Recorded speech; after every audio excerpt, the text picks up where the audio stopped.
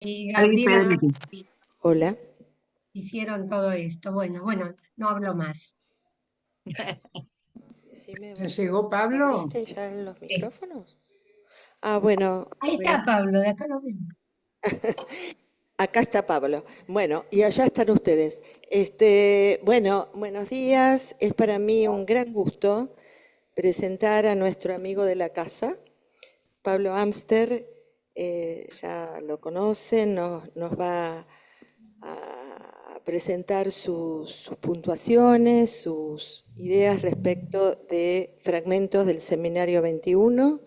Por eso lo hemos invitado a este espacio, al seminario de escuela.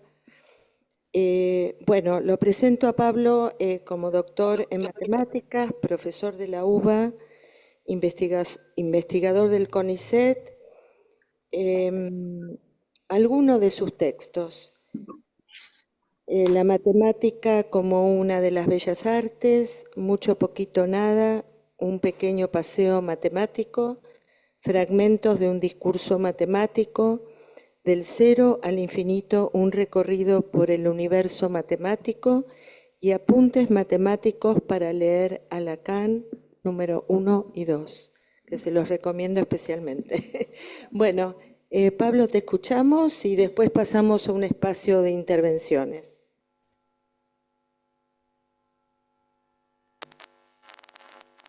Hola, ahí está. Bueno, muy bien, gracias como siempre Alejandra por la invitación, por la presentación. Y sí, desde ya que una vez más estoy acá compartiendo algunas ideas con ustedes, para mí es un gran placer. Eh, digamos que hay mucho para decir. Hoy nos toca muy puntualmente este seminario 21, pero como muchos de ustedes ya me conocen y saben que mi idea siempre es bueno, a tratar de acompañar una lectura de estos seminarios de Lacan, ¿no? Acompañar, por supuesto, espero en algún sentido que sea provechoso, digamos, uno puede acompañar solo para que no se sientan solitos o acompañante terapéutico, lo cual espero que no sea el caso. No, la idea es justamente acompañar las lecturas en el sentido de, bueno, digamos, cuando uno abre los de Lacan y los seminarios de Lacan, se encuentra con un montón de fórmulas matemáticas. Siempre me acuerdo de una frase muy famosa de Galileo que dice que el gran libro está escrito en caracteres matemáticos. Bueno, supongo que Galileo no se refería al seminario de Lacan, pero se refería a la naturaleza. Pero digo, en algún punto, cuando uno lee a Lacan pasa eso, ¿no? Se va a encontrar con muchas fórmulas matemáticas y algo que me parece importante recalcar desde el vamos, que no es, digamos, que se las entiende por saber matemática, digo, porque yo me dedico a la matemática, pero eso no quiere decir que lea los textos o los seminarios de Lacan y enseguida entienda de qué está hablando. A veces, justamente, por eso digo, es un acompañamiento, es bueno, una lectura que yo pueda hacer y puntualizar algunas cosas o al menos tratar de, bueno, desmalezar en lo posible, ¿no? Sacarle esa maleza psicoanalítica que tiene el texto y simplemente tratar bueno, de entender qué elementos de la matemática está usando, qué trata de decir, ¿sí? O sea, el que trata de decir justamente es parte del trabajo de ustedes, o sea, en mi caso, digamos, sería colaborar con el soporte matemático que hace falta, ¿no? Para seguir esos desarrollos.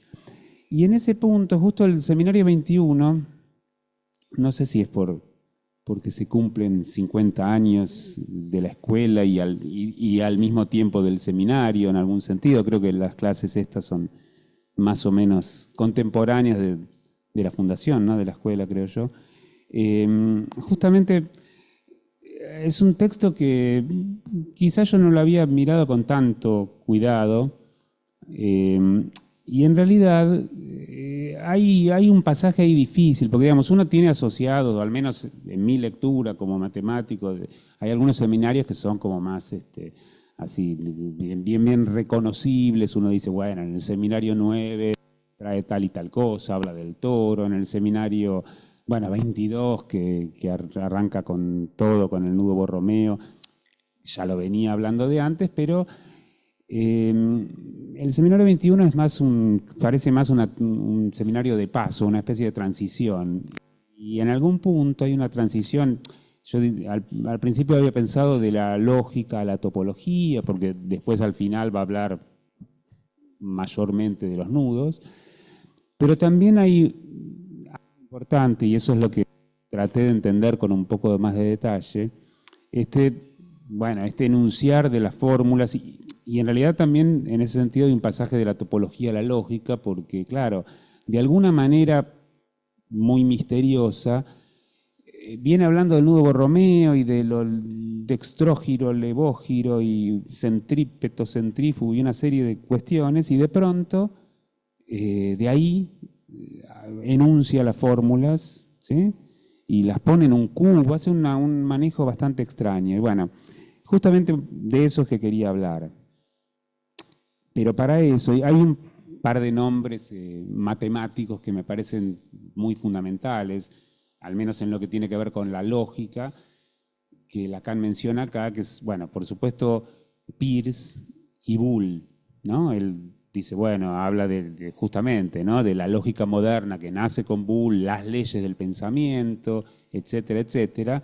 Y en realidad, si bien, bueno, las menciona en algunos lugares, pero en realidad tienen como un papel para mí bastante fundamental.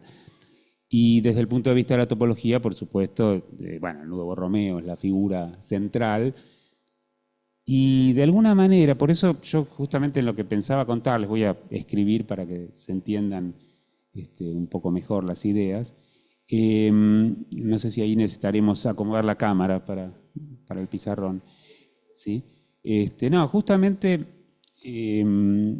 tenía pensado contarles precisamente algunas cuestiones que se desprenden y no por casualidad, como dije antes, aparece el nombre de Peirce y justamente, a ver, ustedes a Peirce, digamos, en la lectura de Lacan, por supuesto, se lo han encontrado varias veces, entre otros lugares en aquel famoso Seminario 9 que mencioné hace un ratito, donde, bueno, presenta el cuadrante de Peirce. Y esto no es casualidad ni está desconectado de lo que tenemos que charlar. Esperen que voy a ver si otro marcador. A ver. Digo, el cuadrante de Peirce en realidad es aquel que, bueno, se presenta en principio respecto de la lógica aristotélica, ¿no? Esta cuestión de presentar las cuatro proposiciones, los cuatro enunciados de Aristóteles, ¿no? Las universales y las particulares, ¿no? Uno dice, bueno, Aristóteles enuncia, por ejemplo, todo hombre es mortal, que sería la universal afirmativa, ningún hombre es mortal, que es la universal negativa, y después las particulares, algún hombre es mortal, algún hombre no es mortal. Y Peirce en algún momento lo presenta de esta forma, diciendo, bueno, en lugar de hombres inmortales, él habla de trazos y ser o no vertical, que sería el atributo, y acá, bueno, lo que muestra con esto es parte del trabajo del Seminario 9, no voy a desarrollarlo mucho, pero digamos, la idea acá que aparece es la importancia de este cuadrante que está vacío, porque acá, digamos, a diferencia de lo que planteaba Aristóteles, ¿no? Porque Aristóteles, bueno, digamos, acá tenemos, las podemos hacer como un rectángulo, ¿no? Universal afirmativa, universal negativa, particular afirmativa, particular negativa. Aristóteles planteó todas las relaciones que, bueno, hasta hoy más o menos las seguimos entendiendo de la misma forma, pero con alguna salvedad, ¿no? O sea, digamos, acá están las contradictorias, ¿no? Porque si yo digo que todo hombre es mortal, es contradictorio con decir que hay algún hombre que no es mortal. Y lo mismo así, si yo digo que ningún hombre es mortal, es contradictorio, o sea, una es la negación de la otra, por eso son contradicciones. Y acá, esta es la parte clave en lo que estoy diciendo, acá están las que Aristóteles llamó contrarias, ¿no? Decir que todo hombre es mortal es lo contrario, según Aristóteles, decir que ningún hombre es mortal.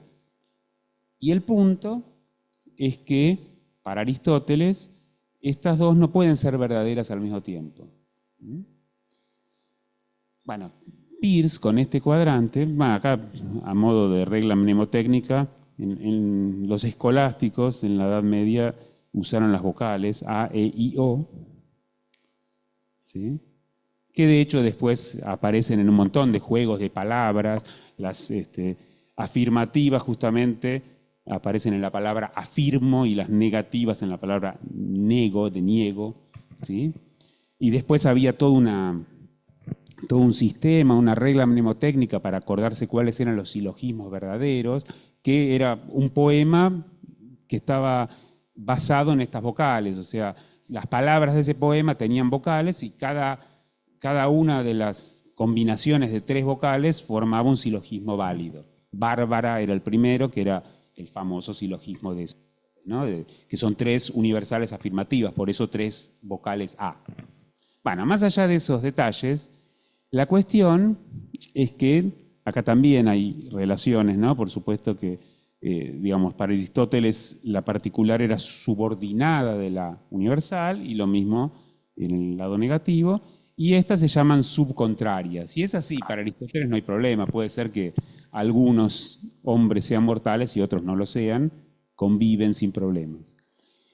Lo que muestra Peirce con el cuadrante es que en realidad hay una pequeña vuelta doble en esta lectura, porque si yo voy a hablar ahora de los trazos que son verticales y los que no lo son, acá tengo que todo trazo es vertical, ¿sí? Acá tengo que algún trazo es vertical, a pesar de que otros no lo son. Acá tengo que algún trazo no es vertical, y acá claramente tengo que ningún trazo es vertical. Pero justamente lo que uno en principio entiende como cuartos disjuntos, si se quiere, en realidad al final no son cuartos disjuntos, sino que son mitades que se solapan, porque justamente cada una de las 4 proposiciones aristotélicas va a ser verdadera en 2 lugares distintos, en 2 cuadrantes distintos. ¿Por qué? Bueno, porque acá todo trazo es vertical, pero a la vez hay trazos. Entonces también vale que podemos afirmar I. En la de acá hay trazos que son verticales, pero hay algunos que no lo son. Entonces también podemos afirmar O. Ahí es lo que decía, que pueden convivir tranquilamente, ¿sí?, las 2 particulares. Acá es verdad que hay trazos que son oblicuos, que no son verticales, pero también es verdad que todos son oblicuos, o sea que ninguno es vertical, así que aquí también vale E. Y finalmente acá es verdad que ningún trazo es vertical, es lo primero que salta a la vista, pero también es verdad que todos los trazos que hay acá son verticales, porque no hay trazos. Y esto es lo que Aristóteles no tuvo en cuenta, porque Aristóteles justamente no pensó la posibilidad de clases que fueran vacías. Entonces, bueno, claro, esto da lugar a una serie de cuestiones y que justamente, de alguna forma, lo que muestra es que esto de que son subordinadas, bueno, no es verdad que siempre que hay una universal afirmativa, eso implica la particular, porque hay un problema de existencia, ¿no? O sea, justamente, en este cuadrante es verdad que todos los trazos son verticales, pero no es verdad que algunos lo son. ¿Está bien? Bueno, hice un pequeño repaso de esto porque, por un lado, para tener a mano las proposiciones aristotélicas, y por otro lado, porque en realidad hay algo que para mí tiene, digamos, que está como subyacente en todo el seminario y va a estarlo justamente en esta deducción que hace de Ludo Borromeo y todo este asunto. De alguna forma, así como en realidad le dimos una segunda vuelta y pareciera que de alguna manera no son 4 las proposiciones aristotélicas, sino que de alguna manera son 8. Justamente un poco lo que subyace, diría yo, es que algo como no hay 4 sin 8, ¿sí? Y eso, a decir verdad, más allá del pequeño, digamos, la relación con la frase no hay 2 sin 3, pero en realidad es más literal de lo que uno podría pensar. O sea, cuando digo no hay 4 sin 8, en realidad, de alguna forma, si me refiero a la potencia, estoy diciendo que no hay 2 sin 3, porque justamente a ver, lo que digamos, rige todo esto y va a regir toda esa deducción del nuevo Romeo tiene que ver con el binario. Y justamente si yo digo no hay potencia 2 sin potencia 3, estoy diciendo, ¿no? 4 y 8. ¿Y por qué 4 y 8? Bueno, justamente porque en realidad lo que hace, lo que trata de hacer Lacan en esta deducción va a tener que ver con que estas 4 proposiciones aristotélicas, voy a borrar esto y reescribirlo con el lenguaje ya más de la lógica actual, justamente son 4 y para escribirlas usamos en realidad el lenguaje de los cuantificadores. ¿Sí? Por supuesto, podríamos hablar bastante de cuestiones en las cuales, bueno, toda esta lógica se reescribió justamente. Antes mencioné a Boole, bueno, el desarrollo de Boole fue muy importante para, digamos, extender esta idea y esta manera de razonar los silogismos aristotélicos y muchas otras cosas a partir de clases.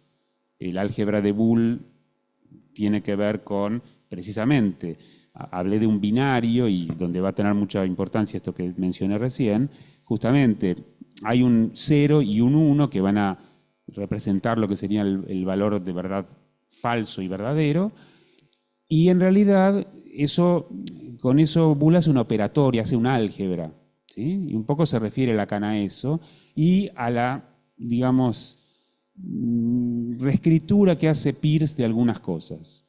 Yo en realidad cuando uno va a ver los trabajos de Peirce, justamente esto de que haya presentado la lógica aristotélica con este diagrama, no es casualidad, porque él, digamos, todo este razonamiento diagramático era muy importante en Peirce. Y de hecho, esa idea que Lacan menciona varias veces, por ejemplo, del tetraedro, ¿no? No sé, en el seminario 19 él habla del tetraedro y acá también lo trae, también lo saca de Peirce. Bueno, pero ya eso, con el lenguaje de la lógica de fines del siglo XIX, las proposiciones aristotélicas se pueden escribir justamente con operadores que son el para todo, ¿sí? Entonces, claro, si yo digo para todo x phi de x, lo que estoy diciendo es, claro, si el universo de discurso, digamos, el universo es el de los hombres, entonces estoy diciendo que todo hombre tiene la propiedad phi, que en este caso sería la de ser mortal. ¿Sí? Y con ese lenguaje se escriben las 4 proposiciones aristotélicas. Bueno, hay 2 cuantificadores, el para todo y el existe. Existe x, tal que phi de x. En general solemos poner una barrita acá, pero no la voy a poner para que sea más parecido como lo escribe Lacan. Acá estoy diciendo que si el universo es el de los hombres, existen hombres que son mortales.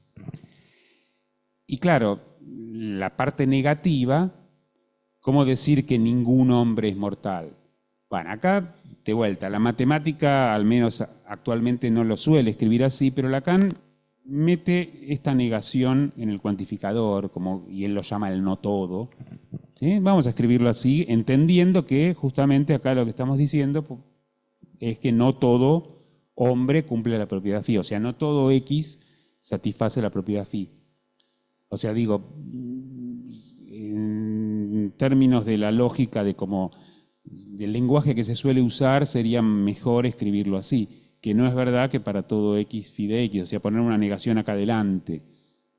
Justamente porque, a ver, vamos a escribir la que falta.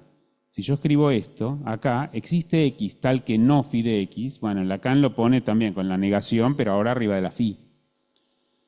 Claro. Pablo, se te puede interrumpir para un pedido en el Zoom, Eva. Sí, Eva. Sí, me olvidé que había... Vos Sí. en vez de mortal, Sí. ¿te costaría mucho decir sujeto a la castración o sometido a la castración, que es lo que nosotros leemos?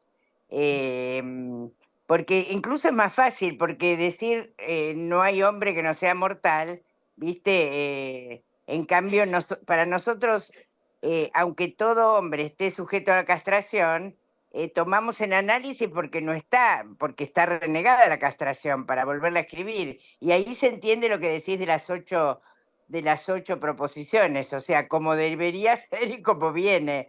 Por eso yo te quería preguntar, vos en vez de usar el silogismo aristotélico, ¿te molestaría usar el lacaniano? Porque no, por ahí realmente sí te molesta. No, molestarme no, ¿eh? Me parece que No, para sí, nosotros sería más fácil, pero bueno, es no, un puedo, pedido mío. nada, en realidad, a ver, digo, estoy hablando de una FI puedo, digamos, me estoy refiriendo a una FI, puse mortal porque es el ejemplo famoso, pero, digamos, podemos hablar del atributo, digamos, la FI de X como, yo lo miro como, la FI de X como si, ¿no? Digo, no hace falta, ¿cómo? Nada, sí, en todo caso, ¿cómo? Bueno, yo en principio es eso, phi de x, vamos a así llamarla más en términos generales. Después uno le puede a la phi darle el significado que tenga ganas, ¿no? Pero, a ver, estábamos en esta cuestión y acá, digo, si esta última la escribiera con la negación como se suele escribir en los lenguajes de primer orden, yo escribiría así, existe X tal que no phi de X, y este no es muy distinto de este no. ¿Está bien? Hay un no adentro y un no afuera. Entonces, justamente esa cuestión va a ser central en todos estos manejos y arreglos que va a hacer Lacan. Y en realidad es importante tener presente, porque dije, bueno, no hay 4 sin 8. Bueno, justamente, en realidad, la lógica, y esto justamente Peirce fue uno de los que mencionó estas cuestiones, la lógica tiene todo un lenguaje, digamos, con un montón de elementos. Por ejemplo, bueno, están todas las conectivas y los cuantificadores, que son estos dos, pero en realidad no es el lenguaje más económico posible. A decir verdad, todas las conectivas en realidad, que son, bueno, la conjunción, la disyunción, la negación, en realidad se pueden reducir y justamente Peirce fue uno de los que se dio cuenta de que, porque habitualmente uno dice, bueno, si yo tengo qué sé yo, la conjunción y y la negación, por ejemplo, puedo deducir todas las demás, ¿no? Ahí aparecen un montón de leyes famosas, la ley de Morgan, ¿sí? Que transforma una conjunción en una disyunción, etcétera, etcétera. Bueno, en realidad se reducen a una sola, cosa que no viene ahora a cuento, pero en el caso de los cuantificadores, también digamos, es más cómodo escribirlo así, pero en realidad los cuantificadores se reducen a uno solo. Justamente, y en esto se va a basar toda la escritura de estas fórmulas, la idea es que, claro, en realidad, si yo ahora tengo en cuenta que este y este eran contradictorios, uno es la negación del otro, decir que para todo x phi de x, si yo lo quiero negar, está bien, es lo mismo que decir, ¿sí?, que existe un x tal que no. Pero si yo simplemente niego, en realidad, esto querría decir, o es lo mismo que decir, que no para todo x phi de x. Acuérdense que la negación en realidad está No se negando ve lo todo. que escribís, Pablo, no se ve. ¿No se ve ahí abajo? Que Ah, suban bueno. la cámara. Ah, Ahora sí, un poquito más, Emiliano. a ver. Ahí sí, perfecto, ahora sí. Bueno, entonces, justamente yo lo que digo es que en realidad, bueno, es directamente negar en el sentido así más liso y llano de la palabra, o sea, justamente negar para todo X, o sea, negar, bueno, lo voy a decir, que todo hombre es mortal, es lo mismo que decir, o sea, si yo quiero negar eso, es lo mismo que decir que alguno es inmortal. Pero bueno, así es negarlo. No es cierto que todo hombre es mortal. ¿Sí? Bueno, y justamente yo podría decir, bueno, esto que está acá, también lo puedo escribir de manera directa con un existe o de manera indirecta negando negar lo que está acá. ¿Está bien? Pero entonces, negar lo que está acá, ¿qué sería? Y bueno, perdón, acá está mal esto que puse. Acá es así, ahí está. Para todo x no phi de x. Negar lo que está acá sería decir que no para todo X phi de X. ¿Está bien? ¿No? No para todo X, no phi de X. Ahí está. Perdón, estoy acá. Estoy negado. Bueno. Y bueno, no existe no. O sea, no para todo. Estoy negando el para todo. O sea, ¿es esto mismo? A ver, vamos a pensarlo así porque yo tengo para todo X no phi de X, que sería decir que ningún hombre es mortal en este caso, y lo que hago únicamente es acá negarlo. Entonces, por eso, en el lenguaje como lo escribe Lacan, esta negación va arriba del cuantificador. ¿Sí? Bueno, pero entonces, a esto me refería con que en realidad son 8, porque ahora podría ser el mismo truco con las de arriba. En lugar de escribirlas con un para todo, ¿sí? ¿Se entendió? Las de arriba, en lugar de escribirlas con un para todo, las puedo escribir negando un existe. Entonces, para escribir la de acá, tengo que negar la de acá. Entonces, sería no existe X tal que no phi de X. ¿Está bien? Como, bueno, decía Eva, no hay hombre que no esté sujeto, sería, ¿no? Claro, pero es una adentro y una afuera, ¿no? O sea, el existe, a ver si, el existe se puede pensar como que no para todo no, en la lógica. Entonces, por eso digo, en realidad, si yo tengo negación y tengo el para todo, no hace falta. O sea, esto sería simplemente como una especie de abreviatura. Pero para decir existe, puedo decir tranquilamente esto. Para todo, exactamente.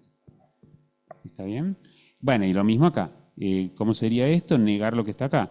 Poner entonces que no existe X tal que phi de X. Eso es lo mismo que decir que ningún X cumple la propiedad phi. O sea, para todo X no phi de X.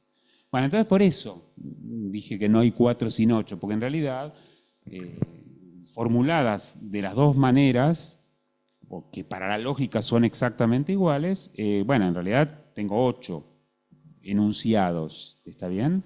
Pasa que, bueno, 8 enunciados agrupados así de a pares, pero precisamente ahí va a venir esta conexión que decíamos con el nudo y los 8 lugares, los 8 agujeros que dice Lacan que aparecen en el nudo. Bueno, vamos a hacerlo despacito, pero digamos, lo que en realidad uno dice, bueno, esto es terreno de la lógica, listo, ahora cambiamos de tema y vamos a la topología. Bueno, claro, en realidad vamos a ahora primero decir algunas cosas, también más un repaso que otra cosa respecto del nudo, y finalmente eso, ver cómo se conectan, cómo Lacan saca estas fórmulas a partir de operaciones que él hace en el nudo. Y en realidad, bueno, de vuelta, sobre teoría de nudos habría, por supuesto, muchísimo para decir, pero digamos, específicamente lo que más llamó la atención de Lacan, en principio, a la altura del seminario 21, era todavía el nudo Borromeo de 3 redondeles, ¿no? Un nudo, por supuesto, es un objeto que merece una definición más detallada, pero digo, en principio, como todos seguro están familiarizados al menos con estos dibujos, con estos esquemas, con estos, Lacan llama aplanamientos del nudo, bueno, vamos en principio a dibujarlo. La idea es que, en principio, un nudo, o bueno, una cadena, para ser más precisos, sería esto, ¿no? Una cierta cantidad de circunferencias sumergidas en el espacio, y lo que uno hace acá es presentarlas no proyectadas, porque no es exactamente una proyección esto, pero digamos, las representan en el plano mediante estos esquemas que precisamente dan cuenta de los cruces. Entonces, claro, en cada cruce yo sé cuál pasa por arriba y cuál pasa por debajo. Sí, y bueno, desde ya que, digamos, la propiedad fundamental de este nudo que cautivó en su momento a Lacan tiene que ver con el hecho de que no es trivial, o sea, se puede demostrar que no se separa, o sea, ¿qué quiere decir bueno, dos cosas, ¿qué quiere decir que no se separa y qué quiere decir que se puede demostrar? Que no se separa significa que no hay manera de transformarlo en el nudo trivial. Nudo trivial sería estos tres redondeles sueltos, ¿está bien? Siempre están sumergidos en el espacio tridimensional, pero digo, esto sería el nudo trivial, que es una especie de, para algún tipo de operación es una especie de elemento neutro, si se quiere. Pero bueno, se demuestra que no es trivial, o sea, se demuestra que no hay manera de manipularlo, digamos, de mover todos estos hilos, ¿no? Si fuera fabricado con hilo, de manera continua y transformarlo en este otro. ¿Está bien? Bueno, pero que se demuestre no es poca cosa en realidad.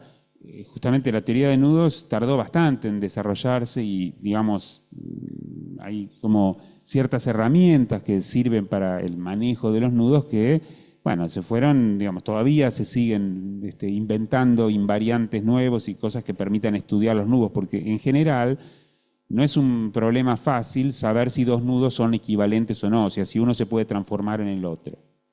Bueno, en este caso es relativamente sencillo, pero digo, a lo que voy con la dificultad de la demostración es que no alcanza con probar y decir, uy, no, por acá no logré desarmarlo, entonces no es trivial. Porque digo, uno no sabe, hay infinitas maneras de mover los hilos, entonces a lo mejor alguna combinación que no se nos ocurrió podría desarmar y transformarlo en trivial. Bueno, entonces requiere una demostración. O sea, es más fácil demostrar equivalencias que no equivalencias, ¿no? Porque, digamos, una equivalencia entre dos nudos sería eso, encontrar una secuencia, digamos, de ciertos movimientos que no voy a desarrollar ahora, pero que son movimientos válidos en la teoría de nudos, para transformar uno en otro. Demostrar que no son equivalentes implicaría demostrar que ninguna combinación funciona. Entonces, eso siempre es infinito, en principio. Bueno, pero dejando de lado ese problema, ya se sabe que este nudo es no trivial y, bueno, hay muchas cosas para decir respecto de este nudo. Por supuesto que Lacan, una de las cosas que va a hacer va a tener que ver con eso que él llama el agujero central, sería, no sé, el alma del nudo, en algún momento dice, ¿no? Pero bueno, en realidad, desde el punto de vista matemático, no es que sea muy lícito llamarlo agujero central, porque bueno, esto es simplemente un aplanamiento, es como que le sacamos una foto de algún lado y bueno, y quedó ahí, pero obviamente este nudo, yo puedo, digamos, los redondeles estos moverlos y transformarlo en otra cosa y el lugar de ese agujero central va cambiando. ¿Sí? Sí es verdad que hay algo, digamos, que lo mantiene unido. ¿Sí? Entonces, mientras yo no corte, es verdad que el nudo se va a sostener, pero hay distintas presentaciones del nudo donde, bueno, no se ve tan claramente un agujero central, ¿está bien? Pero digo, más allá de eso, cuando Lacan lo presenta así, él habla justamente de 8, en realidad dice, bueno, hay 8 agujeros acá. Y claro, uno dice, ¿cómo es que hay 8? Pero efectivamente, y esto de hecho tiene que ver justamente con el binario, ¿sí? Bueno, digo, en principio, vamos a hacer lo más ingenuo del mundo, simplemente contarlos. En realidad, uno dice, bueno, justamente cada una de estas regiones que queda determinado, la puedo llamar un agujero. Y bueno, cuando uno cuenta eso, ¿cuántas son? En realidad son 7. Pero la región exterior también sería un agujero, ¿sí? De hecho, en muchos desarrollos conviene pensar en que en realidad no estamos en el espacio tridimensional, sino que le agregamos lo que se llama el punto del infinito, entonces estaríamos como en una esfera tridimensional, cosa que no vamos a desarrollar, pero digo, para algunas cosas es más cómodo pensarlo así. ¿Sí? Bueno, pero ¿por qué digo que esto tiene que ver con el binario? En realidad, bueno, porque uno puede pensar todo en términos de presencia o ausencia, como hacen las computadoras, escribir todo en ceros y unos. Y de hecho, fíjense que, es más, ¿les puedo contar un acertijo matemático? Hay un acertijo que dice lo siguiente. Imagínense que tenemos un cajón de 8 botellas de vino y hay una que está envenenada, pero bueno, no se diferencia ni por el color ni por el sabor, en realidad, solo se diferencia por los efectos. Digamos que el que se la toma, no sé, al rato se descompone, por decir algo. Pero bueno, tenemos un banquete y tenemos que, obviamente, evitar que los invitados se sientan mal, al menos no por el vino, se pueden sentir mal por otras cosas. Pero bueno, entonces, ¿qué hacemos? Y no tenemos mucho tiempo, no es que podemos ir probando una, esperar media hora, después probar otra. No, queremos, porque los invitados vienen en 40 minutos, así que tenemos que... y bueno, una opción sería agarrar y que cada 8 botellas, bueno, agarrar 8 personas que prueben y bueno, el que se siente mal se perderá la fiesta y todos los demás al menos quedan a salvo. Esa sería una opción. Pero claro, uno no quiere arriesgar, o sea, 8 personas, ninguno tiene ganas de sentirse mal. Entonces, la idea es tratar de hacer una prueba, pero sometiendo a la menor cantidad posible de personas a esa prueba.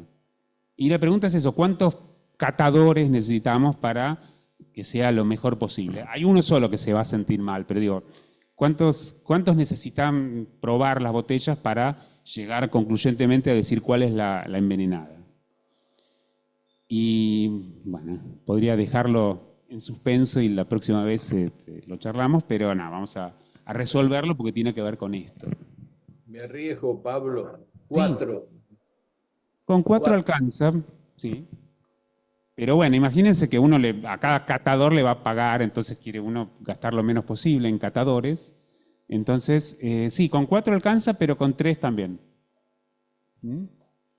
Y la explicación, o una posible... Gracias.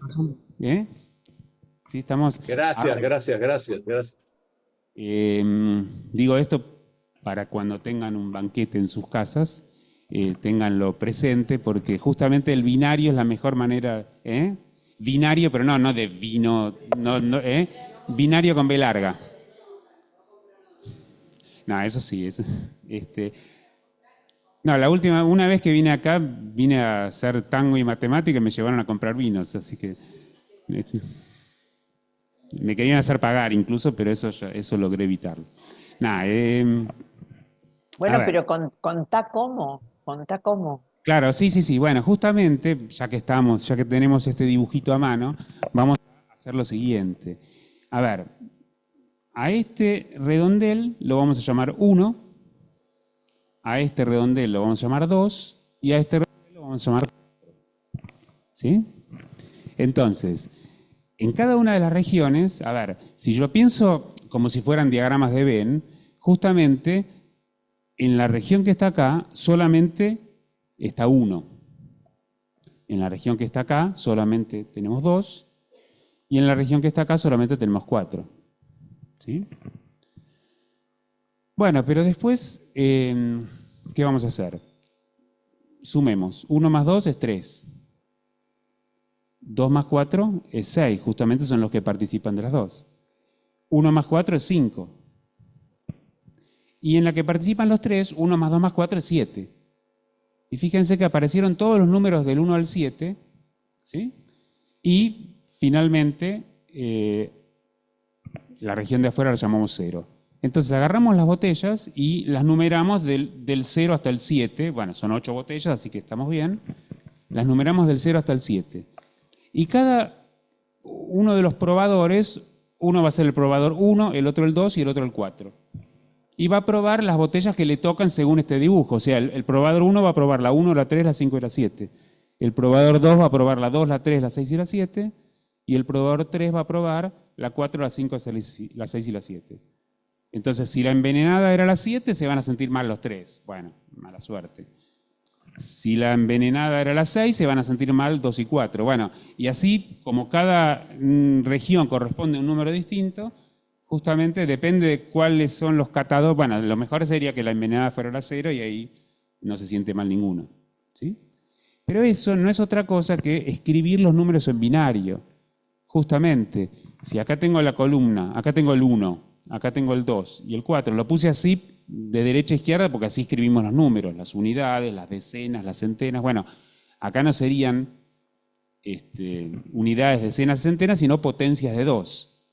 Unidades, docenas con S, porque es 2, y acá sería 2 al cuadrado, enas. ¿Está bien? Bueno, justamente acá para formar el 1 tengo 0 de este y 1 de este. Para formar el 2, ¿qué tengo? Un 1 acá, un 0 acá y un 0 acá. Para formar el 3, ¿qué tengo? El 3 está acá. Tengo este probador y nada de este. ¿Está bien? Bueno, etcétera, etcétera. Así es, hasta la última, el 7 justamente sería 1, 1, 1. 4 más 2 más 1 es 7. Bueno, ¿por qué digo todo esto? Bueno, porque esto es exactamente, digo, obviamente, ¿no? Sin vino y sin tanta, digamos, pompa como acabo de contar con el ejemplo pero es lo que hace Lacan a partir del nudo Borromeo. O sea, lo que él dice, confieso que me costó bastante intentar entender, y no digo que haya entendido exactamente lo que Lacan hace, pero digamos, al menos creo entender que cuando él empieza con esto de las orientaciones, lo dextrógiro, levógiro, etcétera, etcétera, en realidad lo lleva a un binario y a partir de ahí escribe lo de las fórmulas. ¿Por qué? Bueno, justamente porque, a ver, empecemos por algo puramente topológico, que es el nudo Borromeo, pero orientando las circunferencias. Orientar es simplemente, en el dibujo, poner una flechita. Acá, por ejemplo, estoy orientando las tres en sentido antihorario, que es lo que la matemática entiende como sentido positivo, ¿sí? Y, claro, podría elegir un sentido distinto, pero justamente lo que Lacan va en principio a mirar es esto. Bueno, si yo miro estas tres circunferencias orientadas así, ¿qué pasa con este agujero, con esta región, digamos, que él llama agujero central? Y claro, el dibujito que va a quedar va a ser de esta pinta. Esta línea así y esta línea así. Que por un lado da un sentido de rotación, que es lo que Lacan va a llamar levógiro, girando hacia la izquierda, o sea, le da un sentido como de giro a este nudo, pero por otro lado también Lacan va a decir que esto es centrífugo, porque si yo me paro acá es como que las flechas apuntan para afuera. Bueno, y por supuesto que hay otras combinaciones, pero justamente ahí define una serie de operaciones, habla de vuelta, inversión, y es bastante difícil de seguir, no sé si es un tema de traducción pero digo, se hace bastante difícil seguir bien en detalle lo que está haciendo, pero en realidad, por ejemplo, dice, bueno, a ver, ¿qué pasa si yo, cosa que desde el punto de vista topológico no va a alterar nada, pero ¿qué pasa si yo volteo uno de los redondeles? Y eso después en el esquema él lo va a llamar vuelta precisamente, ese voltear. Bueno, este redondel de abajo, por ejemplo, desde el punto de vista del dibujito no cambiaría nada si yo hago esto. A ver, simplemente doy vuelta y lo paso acá por arriba. ¿Está bien? La cuestión es que, bueno, si antes estaba girando así, antes estaba girando así en sentido antihorario, justamente ahora la flecha que iba acá, ahora va a ir y la voy a ver en sentido horario. ¿Sí? Pero ahora, claro, lo que antes en el dibujo anterior el agujero central ahora quedó desplazado. Lo que tomaría el rol de agujero central ahora sería este. ¿Y qué pasó con las flechas? Ya no me quedó esto. ¿Qué me quedó? Bueno, a ver, vamos a tratar de hacer el dibujo correctamente. Sería esta que está acá. Después, esta que está acá, que va a ser así. Y por último, esta que está acá, que va a ser así. Ya cambiaron las cosas, ¿no? O sea, quedó realmente bastante distinto del anterior. Claro, eso es lo que Lacan llama una vuelta.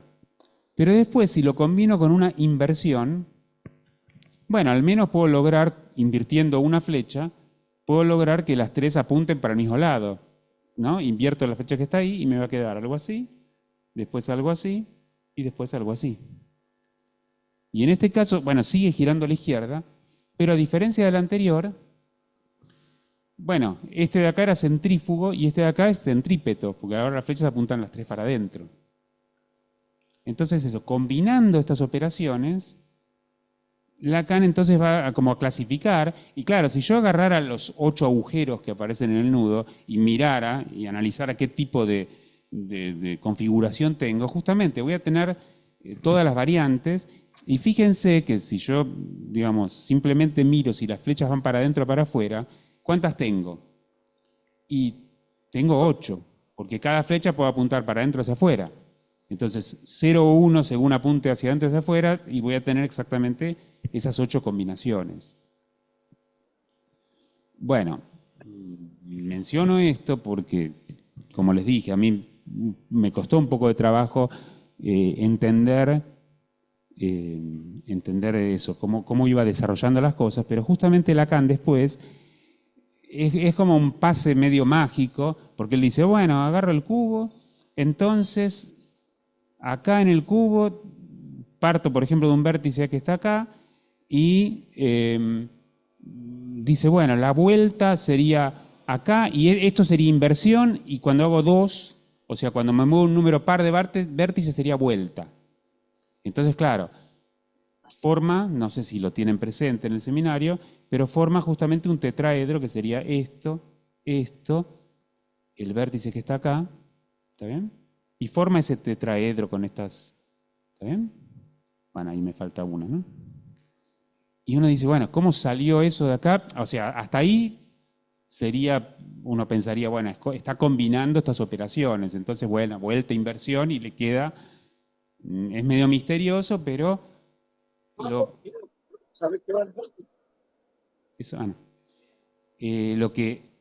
que se pone todavía más misterioso es el hecho que después de acá de repente escribe y acá pone para todo x phi de x. Bueno, ahora no me acuerdo el orden en que lo escribe, ¿no? Pero si no me acuerdo mal, acá pone la negación, ¿no? No me acuerdo ahora. Sí, creo que acá pone no para todo x phi de x. Y después, ¿qué más pone? Bueno, ahora vamos a deducir, pero si no me acuerdo mal, acá pone existe x tal que no phi de x. Acá pone existe. Si no, me parece que es así. Ahí dice, y bueno, y saca esto, y ahí dice, bueno, este es, no me acuerdo, lado hombre, lado mujer, no sé, bueno.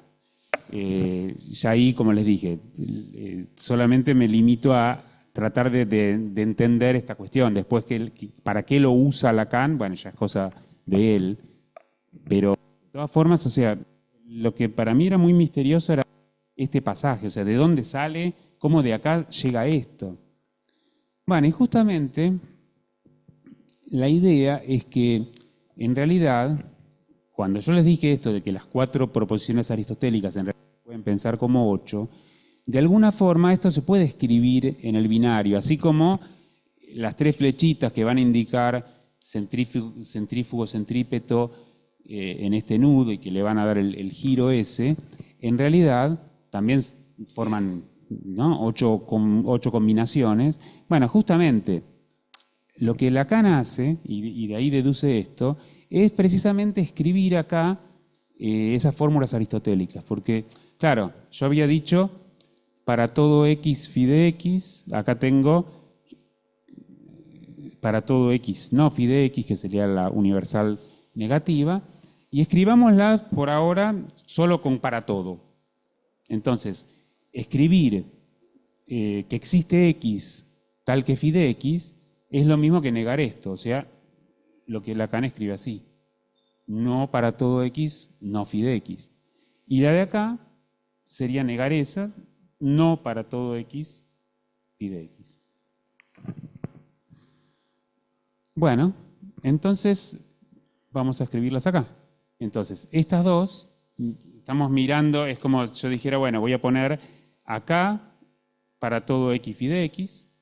Acá puedo poner para todo x no phi de x. ¿Sí? Y después, claro, acá atrás, ¿qué voy a tener? Bueno, justamente voy a tener lo que serían estas dos que están acá, ¿no? Entonces, esas dos que están ahí, habría que ver cómo quedan escritas exactamente, pero digo, porque esta me gustaría que acá me aparezca, digo, ¿está bien esto? ¿Era así como lo era así exactamente? Claro, perfecto. Entonces, claro, esto que está acá para todo x phi de x, acá, para que sea realmente una inversión, acá sería, claro, esto. Así, tal cual.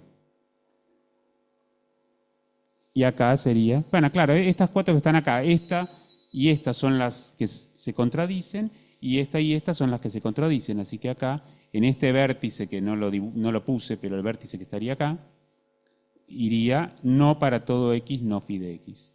Entonces el piso, la base de ese cubo, sería justamente las cuatro proposiciones aristotélicas, pero escritas con el cuantificador. O sea, la base sería para todo. Todo se escribe con para todo. Entonces las cuatro proposiciones aristotélicas escritas con para todo, pero claro, si uno lo piensa, en las para todo, imagínense que yo tengo, o sea, yo esto lo puedo escribir con ceros y unos, en el sentido de que si estoy o no negando, ¿no? Entonces, acá, digamos que yo podría poner, por ejemplo, 0, 0. Acá podría poner para todo y después poner 0, 1. Acá podría poner, ahora les digo qué quiere decir esto, para todo 1, 0. Y acá podría poner para todo 1, 1. Fíjense, el para todo, siempre puse para todo al principio porque sería la base, dijimos que es digamos, el piso corresponde a para todo. Ahora, ¿por qué 0, 0? Ausencia, ya que el Peirce hablaba de trazos, ausencia de trazos, o sea, ninguno de los dos aparece negado, entonces en ninguno de los dos hay un trazo, ni en el para todo ni en la phi. ¿Está bien? Por eso puse 0, 0. Acá puse un 0 y un 1, porque el para todo no aparece negado, pero la phi sí aparece negada. Acá 1, 0, porque aparece negado este y este no. Y acá 1, 1, porque aparece negado este y aparece negado este. Entonces, el 1 y el 0 es si le puse o no la barrita arriba. Y justamente, si uno lo mira con un poquito de cariño, fíjense que este que está acá, que Lacan dice, bueno, que sería la vuelta, que es lo que nos pasó acá, ¿no? Que en la vuelta, que nos quedó, a partir de la vuelta nos quedó esta otra configuración. Bueno, en realidad, desde el punto de vista binario, son los dos. Este sería el 0 en binario y este sería el 2 en binario, son los pares. Y los que están acá serían los impares. Cuando voy al renglón de arriba, bueno, y es lo que me apareció acá. ¿Está bien? Esos dos, cuando voy al renglón de arriba, escribo pero en el mismo orden. Entonces acá escribo existe x tal que phi de x. O sea, esto sería el existe 0, 0. Acá escribo existe x tal que no phi de x. Entonces sería existe 0, 1. Acá atrás escribo existe x barrado phi de x, el 1 y el 0. Y acá escribo no existe x tal que no phi de x.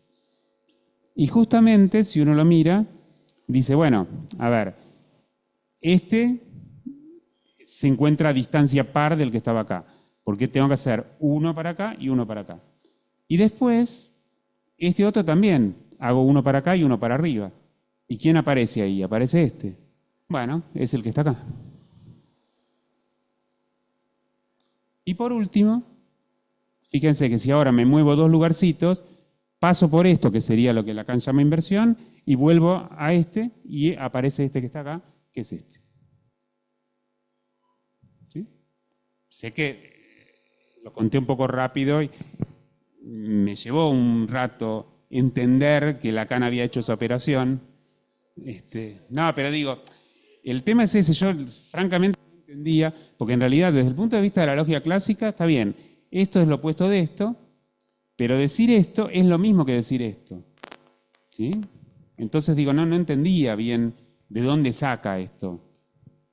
Por supuesto que podría ser, o sea, ahí le apareció un tetraedro y bueno, si tomo los otros vértices me aparece el otro tetraedro, ¿no? El que escribiría existe X tal que phi de X, su equivalente, su opuesta, digamos, su contraria, perdón, contraria no, la opuesta, la negación, que estaría acá, pues las otras dos que estarían acá y acá. ¿Está bien? Bueno, insisto, esto es simplemente una lectura y como les dije, Lacan hace mucho esto de, bueno, tomar elementos de la escritura matemática y, bueno, y usarlos para lo que él quiere decir. O sea, esto no quiere decir que uno va a un libro de matemática y va a encontrarse con esto. ¿Está bien? O sea, sí se va a encontrar con el lenguaje de los cuantificadores. Que se escriba o no la rayita, bueno, es una cuestión de notación. O sea, a uno le puede gustar más o menos una forma de escribir, pero eso no está en discusión. Lo que no, al menos yo no entendía, y eso por eso digo, no es que solamente por conocer el lenguaje matemático uno vaya a entender lo que dice Lacan. No entendía cómo era que él sacaba, ¿no? A partir de ese nudo Borromeo, empieza a dar vuelta y de repente saca estas fórmulas. Bueno, esto es lo que más o menos logré, como dije antes, desmalezar, pero sí eso, como que le encontré esa lógica, ¿no? Y esa lógica está basada en el binario, porque tenemos todavía un minutito más, como... Sí, no, una cosita más que quería decir en relación al nudo, digo, porque justamente esto de girar para un lado y para el otro está relacionado con algo que es muy importante en matemática, cuando uno estudia, bueno, en particular también en los nudos, pero digamos, son como configuraciones que aparecen y que eso, siempre en el fondo se reducen a alguna cuestión que tiene que ver con lo binario. En el caso del nudo Borromeo, Lacan habla de algo positivo y algo negativo, algo dextrógiro o levógiro, y en realidad, creo que esto también, alguna vez lo charlamos acá mismo, el nudo Borromeo también se puede construir a partir de una trenza. Y esto en el seminario también aparece, ¿no? El asunto es ir trenzando y justamente el trenzado es, bueno, tiene la ventaja de que uno puede hacerlo en pasos sucesivos y cada vez que trenzo 2 de los hilos. Entonces es una concatenación de operaciones que se pueden pensar como justamente binarias. Y claro, a ver, si yo parto, ¿no?, de los 3 hilos y le pongo algún nombre que se me ocurra, por ejemplo RSI, bueno, ¿qué va a pasar? Si yo le sigo el rastro, ¿se acuerdan que esto, para que sea un Borromeo, tiene que haber 6 cruces y todos ser cruces, bueno, de la manera correcta, ¿no? Digamos, no, si trenzo mal no me va a caer el Borromeo, pero lo que voy a hacer es, bueno, ir cruzando, siempre el que va al medio va a pasar por arriba, ¿está bien? Y voy cruzando. Y eso, al cabo de 6, ¿no? Lacan dice, el inconsciente cuenta hasta 6, etc. Al cabo de 6, llego efectivamente a la configuración inicial. Y se puede demostrar, no es difícil, que si yo ahora uno los hilos correspondientes, me queda un Borromeo. Y bueno, primera observación, que está bien que sean 6, porque claro, RCI, cada vez que yo voy alterando, al principio tengo este orden de las letras. Cuando intercambio 2, eso es lo que se llama una permutación, digamos. Y claro, me va a quedar en principio SRI, porque intercambié R con S.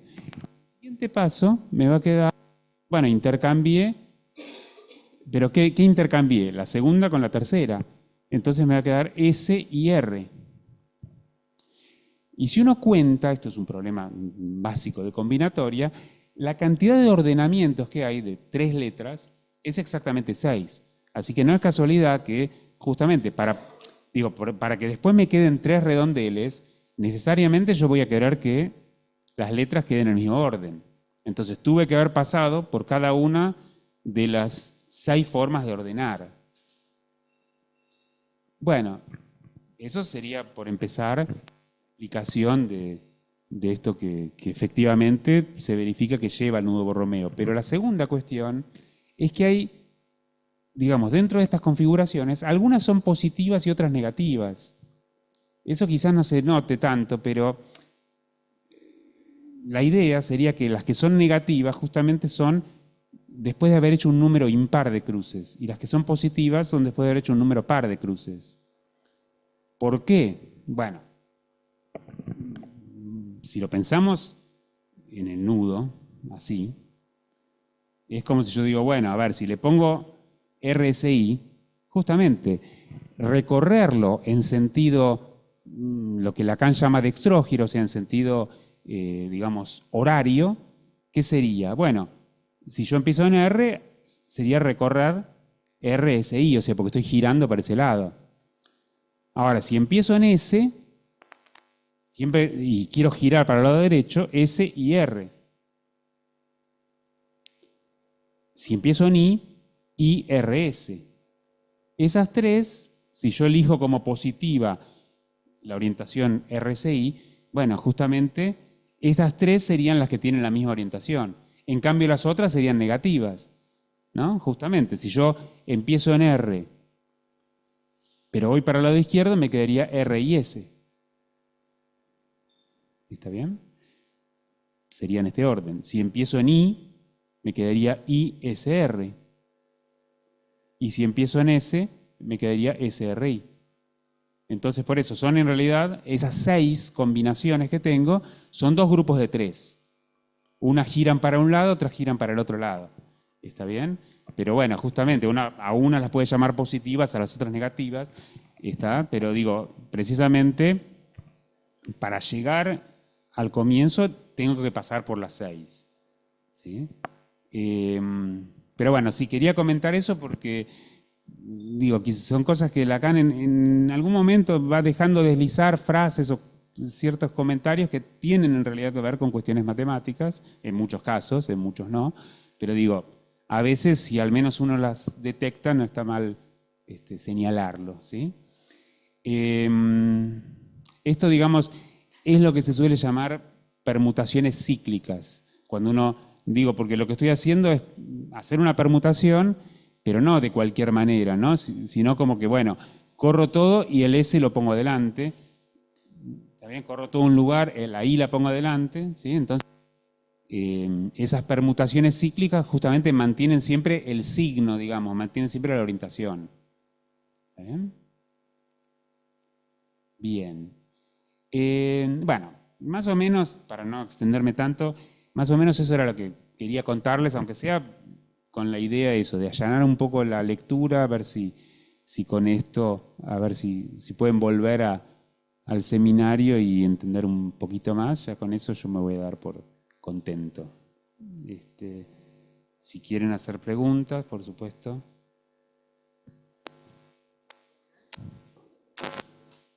Hola, hola. Bueno, muchas gracias, Pablo, y gracias por recordarnos que este seminario, bueno, se encuentra dictado hacia el final, justamente el año de fundación de nuestra escuela, que vale decir además que empezamos el mes de junio, mes de festejos para nuestra escuela en su fundación en el año 1974. Así que bueno, gracias, Pablo. Vinos, entonces viene como anillo al dedo. Lo de los vinos te podemos envenenar. convocar otra vez para que nos acompañes. Bienvenido seas para eso también. Bueno, vamos a pasar a un espacio de preguntas e intervenciones. Acá tenemos a Carolina Pollack y en el Zoom a Silvia Amigo.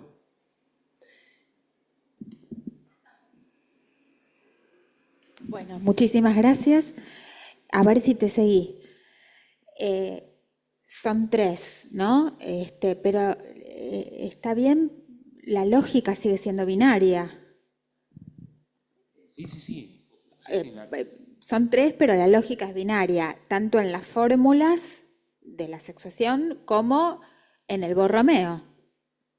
Claro, por eso es que... Existen otras lógicas no binarias, Sí, no sí, sé sí, yo, ya. pero digo, pero estamos en la lógica binaria. Claro, sí, que que plantea. sean tres elementos. Digo, yo puedo, con ceros y unos puedo escribir TIR de la longitud que quiera. Acá son tres, por eso son 8 combinaciones. Bueno, a ver, Silvia, Silvia amigo.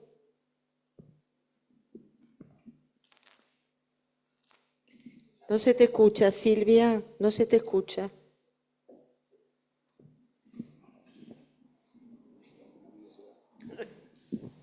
Ahora sí, Ahora te escucha, volviste. ahora sí. Bueno, me desmuteé.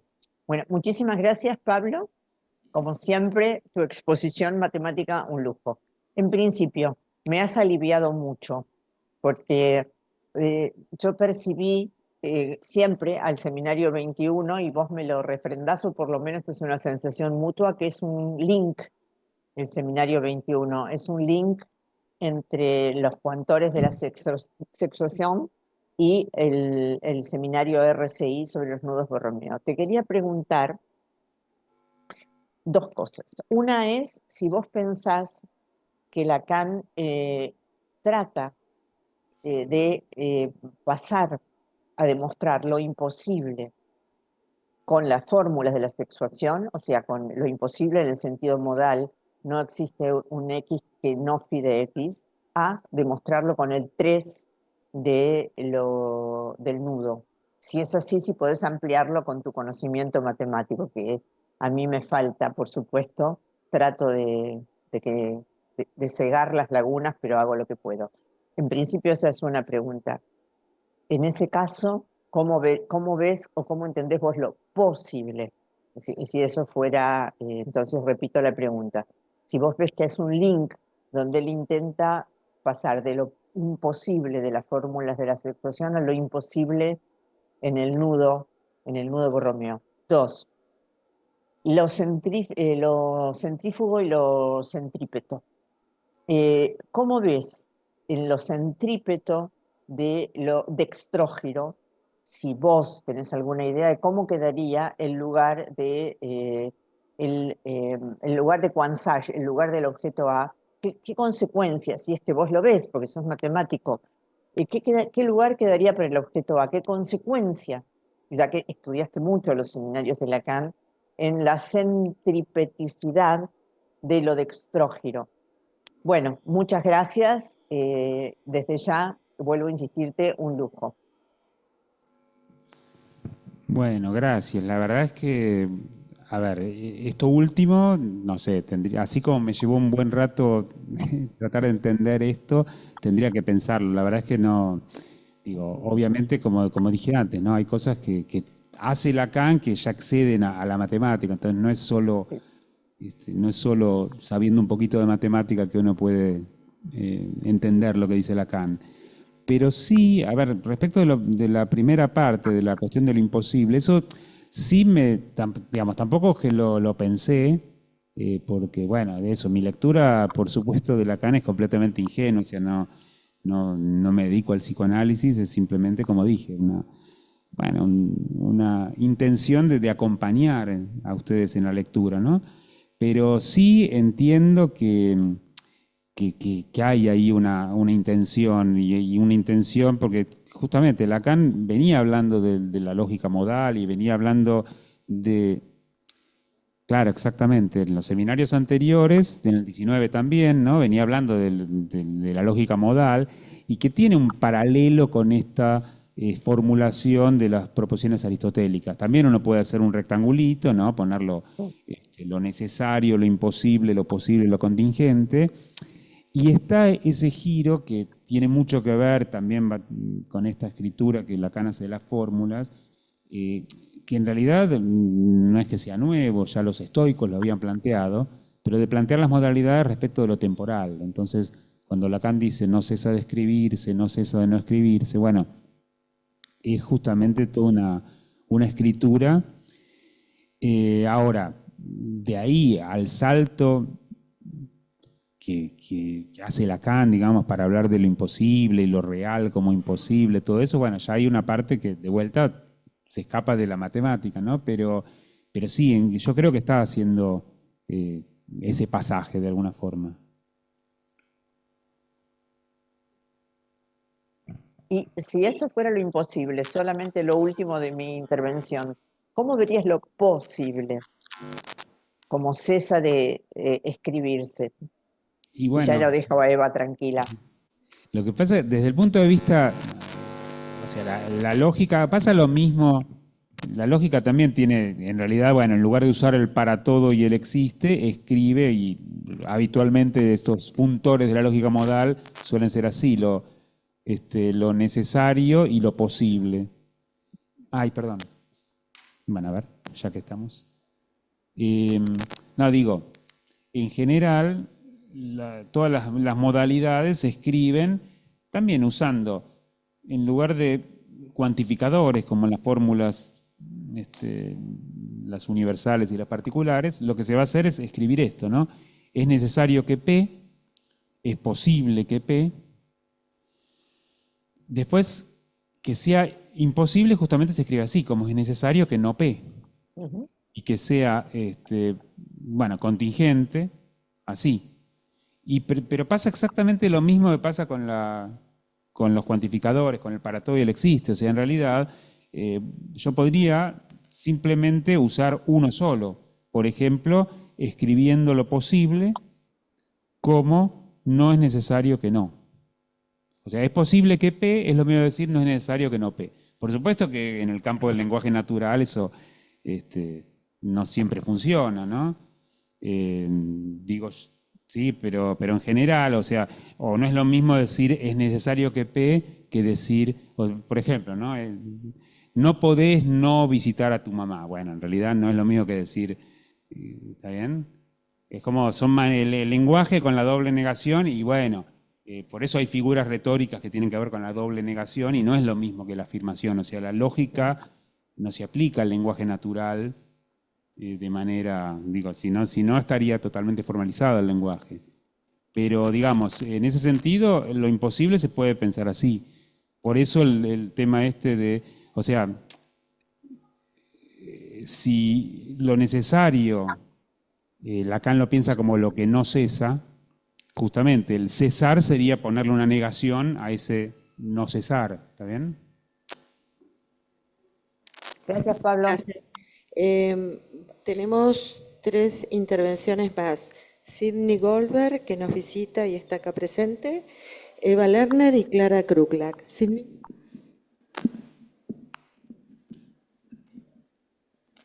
Hola. Una pregunta ingenua, pero porque es muy interesante cuando estamos así con la lenguaje lógica, porque podemos ver cosas que cuando estamos con los contenidos, a veces no enxergamos, no vemos. Conforme tú ibas escribiendo,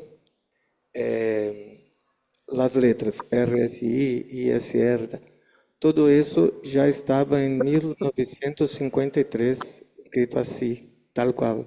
Entonces, me parece interesante, ¿no? Que ya estaba allá y después viene el no, la tranza, pero para Lacan es todo lo mismo se transformando, pero es lo mismo, la estructura ya estaba. No sé si alguna cosa cambió alguna vez en su vida, pero en la estructura todo ya estaba, ¿no? Y también cuando pones en 0 y 1, todo ya estaba en la carta robada, ¿no? Tal cual. Muda y cae y discursos, ¿eh? Pero na estructura no muda nada, ¿no? O si muda, no sé, si muda alguna cosita.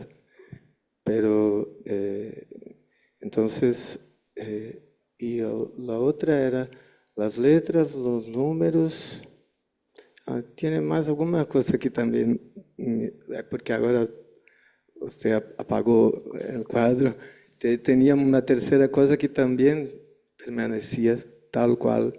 Y me parece eso muy, muy interesante, ¿no? Porque la cuestión, ¿qué piensas que Lacan fue descubriendo esas cosas a paso de tiempo o tenía esta estructura toda montada desde el inicio y fue armando cosas y discutiendo asuntos con contenidos a lo largo del tiempo? ¿Entiendes? Sí, entiendo.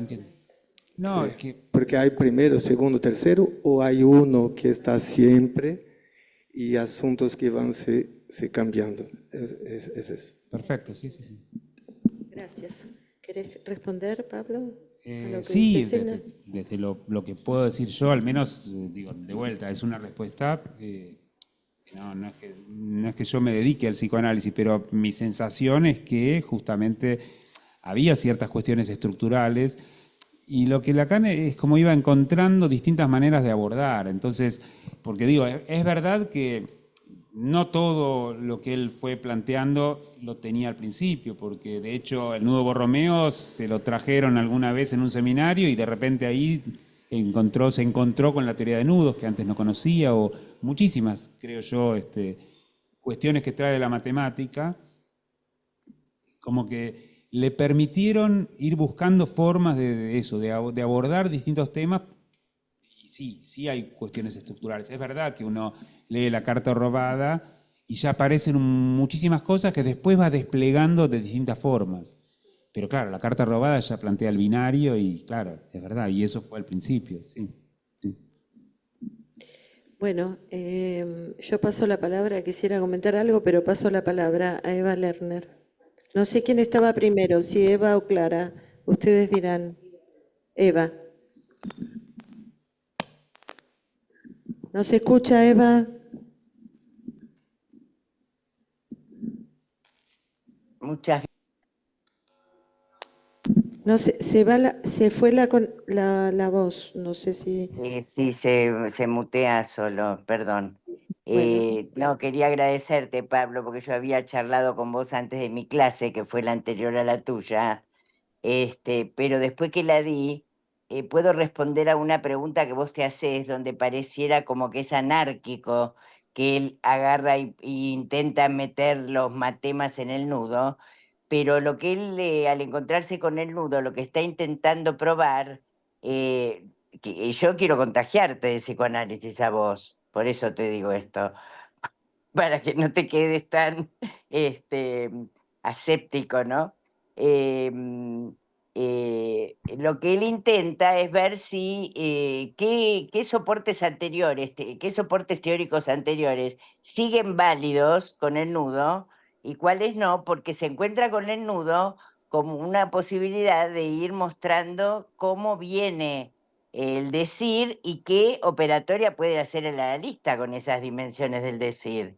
Entonces, para lo cual pone a prueba, entiendo yo en este seminario bisagra, como decía Silvia Link, yo lo llamé prólogo, ¿no? A los anteriores, pone a prueba cuáles de los soportes teóricos anteriores se sostienen o no, pero para lo cual, y ahí te agradezco el aporte, porque no entendía cómo nodalizar las proposiciones, y vos lo mostraste las 8 posibilidades. Así que te agradezco esto porque no había pensado en las 8 posibilidades que realmente son más clínicas que las 4 aristotélicas para nosotros. La pregunta que te quería hacer es la siguiente, porque es muy importante también para nosotros que le contestaste a Carolina que sigue siendo binario aunque haya 3. Y para nosotros, porque hay 3 deja de ser binario, porque el 3 para nosotros es lo que hace que deje de ser binario. ¿Por qué sostenés vos que sigue siendo binario si hay 3? Porque se vayan tejiendo de a 2, si está todo el tiempo presente. Para nosotros el 3 es la castración, ¿no? Es el agujero, por eso el agujero que produce el registro de lo simbólico. Por eso es que el agujero real que produce el hilo simbólico. Por eso te quería pedir que afines eso. ¿Por qué sigue siendo binario? Sí, Está bien. A lo que Porque me de acá toda la objeción al psicoanálisis y al heteronormativo del padre, etcétera, de ahí se extiende hacia ahí, creo, la pregunta de Carolina, ¿no? No, está perfecto y en realidad, digamos, no es que no sea importante o interesante considerar lógicas no binarias. De hecho, bueno, con Alejandra hablamos muchas veces de lógicas con más valores de verdad o lógicas difusas que tienen un continuo de valores de verdad. Pero digo, en este caso puntual a lo que me refería es que el hecho de que sean 3 elementos no implica que la lógica no sea binaria. Son 3 elementos y estoy hablando de cada uno presente o ausente. Entonces, presente o ausente es 0 o 1. Así sean 3 elementos, 5 elementos, los que sean. O sea, con ceros y unos se escribe cualquier secuencia, digamos, o cualquier número natural, por ejemplo, lo escribo con ceros y unos. Pero el binario está en el ceros y unos. Después que sean RCI 3 no implica que no sea binaria la lógica. ¿Está bien? Bueno, Gracias. Clara Crucla.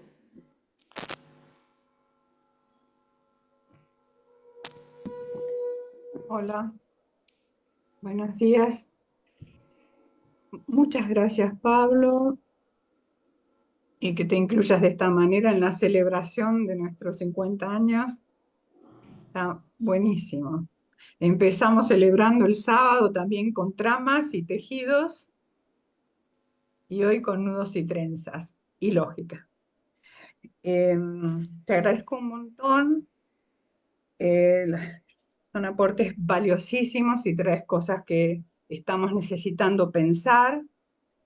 Yo particularmente, hasta donde alcanzo a seguirte y a pensar alguna cuestión, se me abre una pregunta con respecto a la trenza y estas cuestiones de las permutaciones cíclicas que mantienen siempre la misma orientación. La pregunta es, si yo te puedo seguir, va orientada a ver cómo situamos los cruces en las trenzas para detectar los agujeros. ¿Por qué? Porque la pregunta que te quiero hacer es, ¿siempre las permutaciones cíclicas mantienen la orientación? Porque después del número necesario y suficiente de cruces, que son 6, para generar los agujeros del nudo, también está el agujero número 8, que para mí es una novedad interesantísima porque la dificultad de poder situar el campo de la existencia como un elemento de la escritura de cada uno de los redondeles que tienen consistencia, existencia y agujero, y la existencia, dice Lacan, es de lo real, que lo haya situado, digamos, como ese campo exterior que funciona como agujero, con la propiedad del octavo agujero. ¿No? Esto es lo que te quiero preguntar. Si en el momento del trenzado, de las 3 hebras, no hay manera de pensar, no las permutaciones que diste, sino, además de las permutaciones, poder leer la orientación de los cruces, en el sentido de cuando un cruce pasaría por debajo, cuando tendría que pasar por arriba, una vez que juntamos los extremos, poder leer cuándo se produjo el buen cruce para producir la cantidad necesaria de agujeros, 8, y si se puede detectar el momento en donde el cruce falla y al juntarse los extremos nos va a faltar, digamos, un agujero. Algo en la trama va a estar, digamos, como interrumpido, no va a valer como ese agujero de los cruces bien hechos. Si hay posibilidad de pensar desde la trenza las orientaciones levógiras y destrógiras. Serían como 2 preguntas que me doy cuenta al formular que me parece que algo ahí estoy confundiendo. Pero la pregunta base es si podemos hacer con los cruces en la trenza, poder leer lo levógiro y lo destrógiro en el momento del cierre. Hasta ahí, y muchas gracias. No, está muy bien.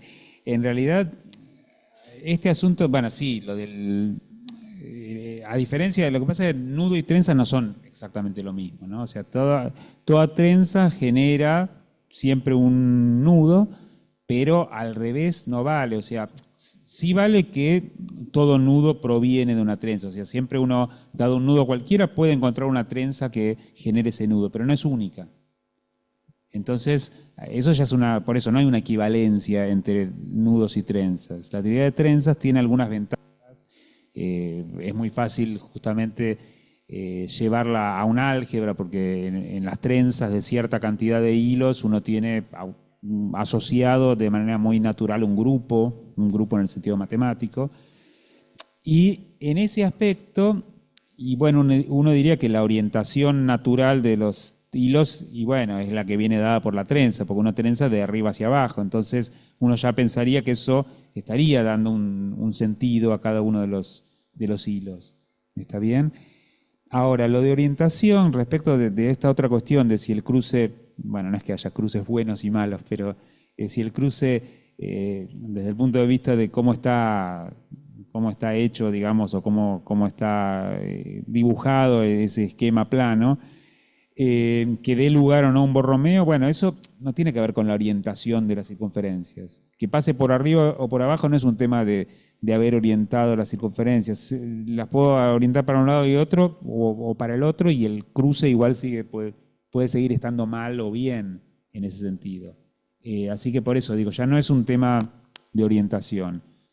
Bueno, eso. Después, la verdad es que, claro, cuando uno lo tiene el nudo borromeo desplegado como una trenza, es más difícil ver esas 8 regiones, porque falta esa operación que es la que indica que tengo que unir, ¿sí?, los extremos correspondientes. Entonces, pero sí, no sé si eso responde más o menos a la pregunta. Hay algo que a mí me suena, digamos, con un valor asertivo, que es que el origen del nudo borromeo es la trenza. A partir de ahí, si se me aparece con valor de una afirmación, si todo nudo borromeo comienza en una trenza, y Lacan lo afirma también de esta forma, ¿no?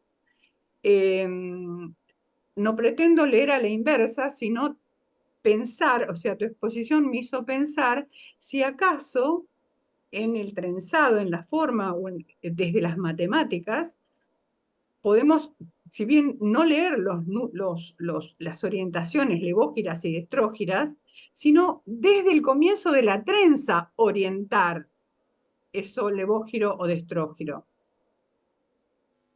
Esa era digamos, la duda que me va dando vuelta, ¿no? Si el origen del trenzado da lugar al nudo borromeo, si todo nudo borromeo comienza en una trenza, entonces era como una consecuencia, como una implicación material, se me armaba como una cosa es si es la otra, ¿no? O sea, el nudo borromeo como comenzando en el trenzado de estas combinaciones, de estas permutaciones cíclicas. Bueno, era ahí. Bien. Bueno. Bueno, quiero preguntarte, preguntarte. Gracias, Pablo, realmente interesantísimo. Hasta donde pude más o menos seguirte, con mis conocimientos primitivos respecto de lo que pude escuchar. Me preguntaba, ¿no?, un poco por lo que había traído Sidney respecto de las distintas maneras de pensar las formalizaciones de Lacan, si estaban desde un comienzo y qué es lo que van aportando las nuevas escrituras o los nuevos modos de abordaje, como vos dijiste. Y me preguntaba, quería saber tu opinión, si el nudo, la escritura del nudo, nosotros como decimos la escritura, no aporta, digamos, un fundamento mucho más certero del no hay relación sexual que otras anteriores. ¿Por qué lo digo? Y lo enlacé con la cuestión del octavo agujero, ¿no? El campo de la existencia, ¿no? Ahí podría darnos una pista de la contundencia del nudo para el no hay relación sexual. Si pudieras hablar un poquito más del octavo agujero y sobre todo, si tenés ganas de comentarnos o decirnos cuál es tu definición de agujero, que no es la misma que nosotros acostumbramos a repetir reiteradamente sobre lo que es un agujero para, desde el punto de vista de la lectura lacaniana psicoanalítica. Sí, sí, está bien. Bueno, a ver, la parte de no hay relación sexual ahí ya me excede un poquito, pero no, sí el tema de los agujeros me parece importante porque, a ver, en realidad dije así un poco a la ligera, agujeros, en realidad es un poco tramposo como se plantea, ¿no? Porque digo, no es que sean agujeros en el sentido literal quizás de la palabra, pero digamos, si yo pienso en ese aplanamiento, y bueno, se están como formando distintas regiones. Entonces, a ver, desde el punto de vista topológico, decir que es un agujero, y bueno, si uno tiene un espacio donde hay un agujero, en realidad uno no es que define el agujero, define formas de reconocer ese agujero. Entonces, un agujero se conoce de alguna manera por las formas de bordearlo, digamos. Uno dice, bueno, por ejemplo, el plano, si tiene un agujero, eso va a implicar que yo puedo en ese plano trazar ciertos lazos que no son reducibles. Entonces, sin hablar de la presencia de ese agujero, puedo reconocer que hay uno porque hay lazos que no son reducibles. O sea, hay, ¿no?, circunferencias que no se pueden cerrar, reducir a un punto porque justamente hay un agujero que me lo impide. Entonces, toda la topología desarrolla toda una maquinaria para, digamos, contar y clasificar agujeros, ¿sí?, que tiene que ver con, bueno, con herramientas topológicas bastante precisas. Eso que mencioné de los lazos reducibles tiene que ver con la homotopía, pero después hay algo todavía un poco más general que se llama homología, que eso es lo que permite lidiar, o sea, detectar que en un espacio hay agujeros. Acá es como la noción más intuitiva, de decir, bueno, nada, en ese esquema plano que hice se detectan estas regiones. Y claro, la región no acotada también la cuento como una región más. Son regiones que nosotros llamamos agujeros. Claro, sí, eso. Pero ¿Y el octavo agujero? lo que pasa, eso lo mencioné muy como al pasar porque no es fácil, pero digo, en realidad se refiere a una operación que aparece, bueno, Lacan la menciona también, es la misma que, en una dimensión más, pero digo, es la misma que hace que cuando uno habla de una recta y le agrega el punto del infinito y eso es una circunferencia, que Lacan tantas veces dice, equipara la recta y la circunferencia. Bueno, en el plano pasa lo mismo. Si yo tengo un plano y un puntito, que se puede llamar punto del infinito, ese plano lo puedo como cerrar y transformarlo en una esfera. O sea, de hecho, un dibujito posible sería esto. Pongamos que apoyo una esfera acá.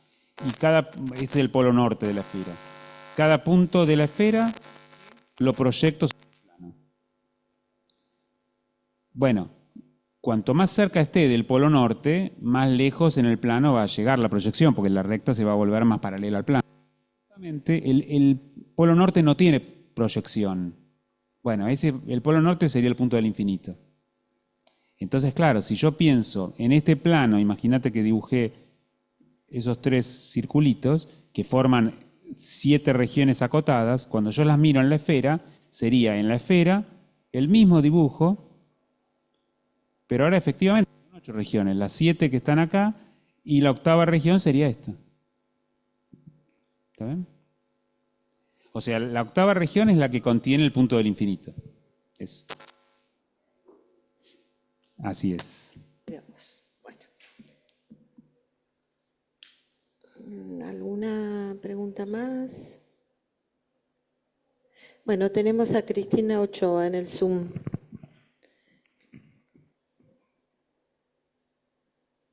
Bueno, Gracias, Pablo.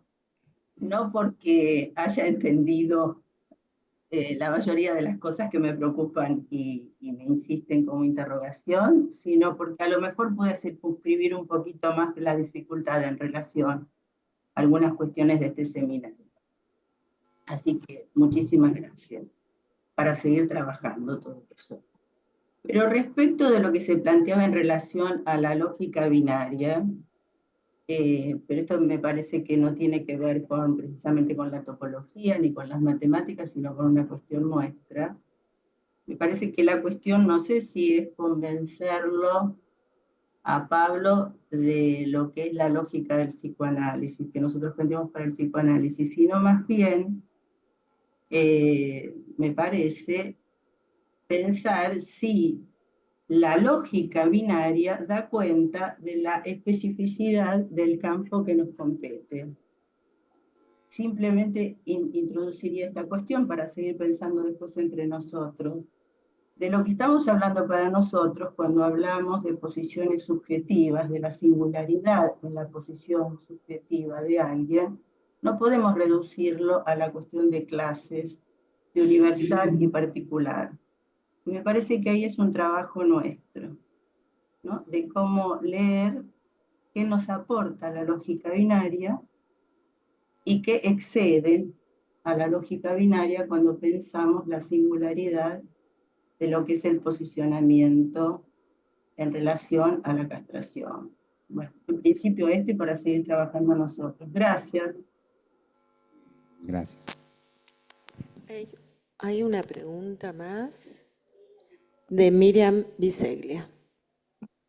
Sí, bueno, muchas gracias. Muchas gracias, Pablo, muy interesante.